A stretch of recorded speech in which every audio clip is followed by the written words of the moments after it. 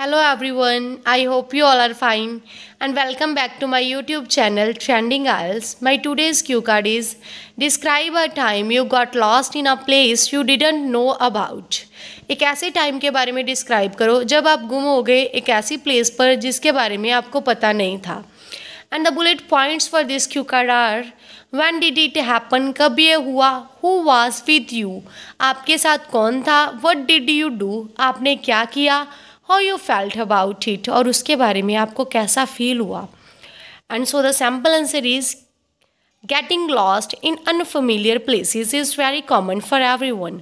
हर एक के लिए अनफेमिलियर प्लेसेस पर गुम हो जाना एक कॉमन थिंग है. Some people get familiar with places by paying just one visit. कुछ लोग जस्ट एक बार जाकर ही प्लेसेस के साथ फेमिलियर हो जाते हैं.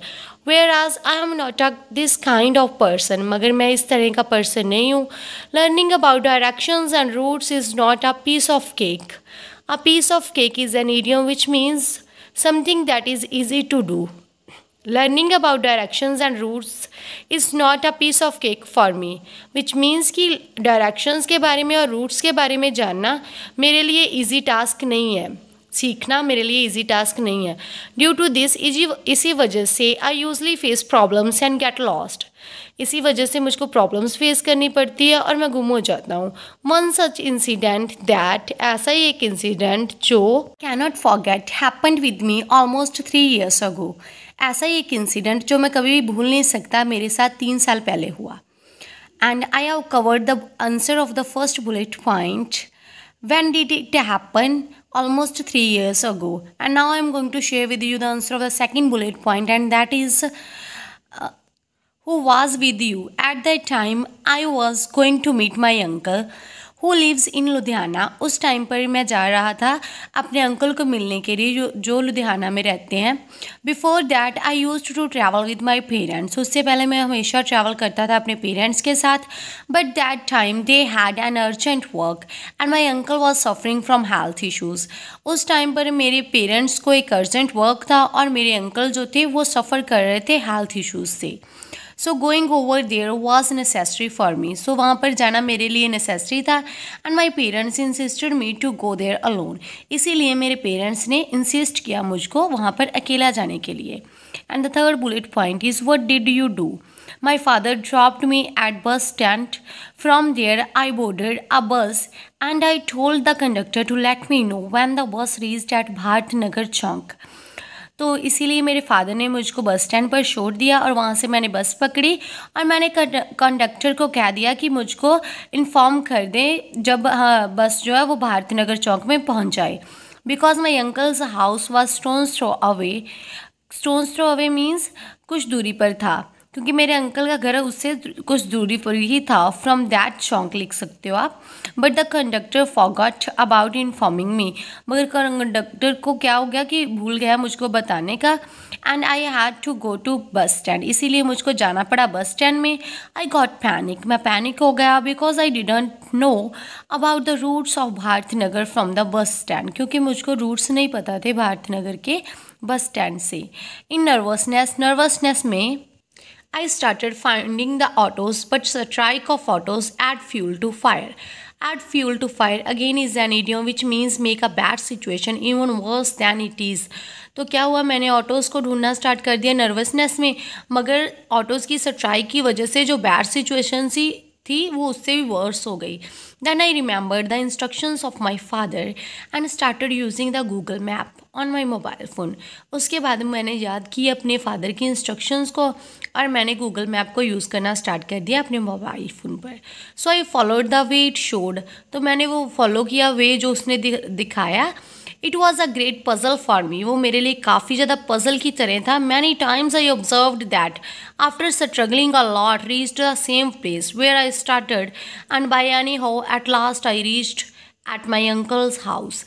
काफ़ी टाइम मैंने ऑब्ज़र्व किया कि स्ट्रगल करने के बाद भी काफ़ी ज़्यादा मैं उसी प्लेस पर ही पहुंच रहा हूँ वेयर आई स्टार्टेड, जहाँ से मैंने स्टार्ट किया था. और एट लास्ट बाय चांस मैं वहाँ पर अपने अंकल के घर पर पहुँच गया. The fourth bullet point is how you felt about it. Frankly speaking, I felt to be in deep water. To be in deep water is an idiom which means to be in a difficult situation which is hard to deal with, जिसके साथ deal करना काफ़ी ज़्यादा मुश्किल होता है, कैसी situation difficult जो होती है। तो फ्रैंकली बोलूँ तो मुझको फ़ील हुआ कि मैं एक डिफ़िकल्ट सिचुएशन में हूँ। आफ्टर रीचिंग एट होम, घर पर पहुँचने के बाद it took me some time to be normal, मुझको कुछ टाइम लगा नॉर्मल होने में, as it was really bad experience of travelling, क्योंकि ये काफ़ी ज़्यादा बुरा एक्सपीरियंस था ट्रैवल करने का। Thus it was a time one I got lost in a place, तो यही टाइम था जब मैं लॉस्ट हो गया प्लेस में एक में। So the sample answer is complete now. Now I'm going to share with you the follow-up questions. And the first question, do you often get lost? क्या आप हमेशा ही गुम हो जाते हो? No, I don't get lost usually. मैं ज़्यादातर गुम नहीं होता. Nowadays we have several amenities such as good transportation, billboards at every location and technology. Apart from it, I use the Google Map in my mobile phone when I face any problem. नहीं, मैं ज़्यादातर गुम नहीं होता क्योंकि अब हमारे पास काफ़ी ज़्यादा सुविधाएं उपलब्ध है, जैसे कि गुड ट्रांसपोर्टेशन है, बिलबोर्ड्स हैं जो कि लगे हुए हैं एवरी लोकेशन पर, और टेक्नोलॉजी भी है। इसके अलावा मैं गूगल मैप को यूज़ करता हूँ मोबाइल फ़ोन में जब भी मैं कोई प्रॉब्लम फेस करता हूँ। And the second question is map reading skill important? क्या मैप रीडिंग स्किल जो है वो इम्पॉर्टेंट है? Yes, map reading skill is very important, काफ़ी इंपॉर्टेंट है, because it helps us to get to know where we are in the case we lost anywhere.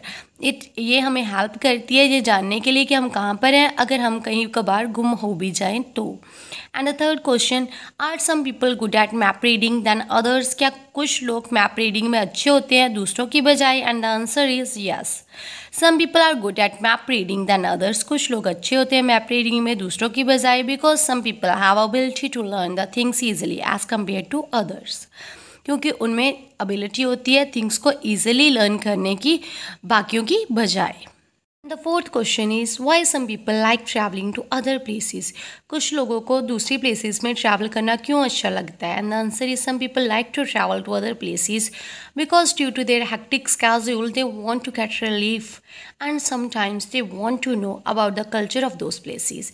क्योंकि लोगों को क्या हो जाता है कि बिजी स्केड्यूल की वजह से वो रिलीफ लेना चाहते हैं अपने बिजी स्केड्यूल से, और कभी कभार वो दूसरी प्लेसेस के कल्चर के बारे में भी जानना चाहते हैं, इसीलिए वो दूसरी प्लेसेस में ट्रैवल करना पसंद करते हैं। And the fifth question is should they find information about the place before going there? क्या उनको इन्फॉर्मेशन फाइंड आउट करनी चाहिए प्लेस पर जाने से पहले? And the answer is yes, masses must have information about the place. Definitely उनको information होनी चाहिए पहले ही, because if they have knowledge they will not get lost in the unfamiliar place.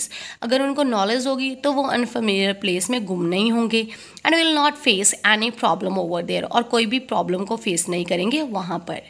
And the sample answer and the follow-up questions both are complete now. I hope you like my video, and if you like my video then please like, share and subscribe my channel. Thank you.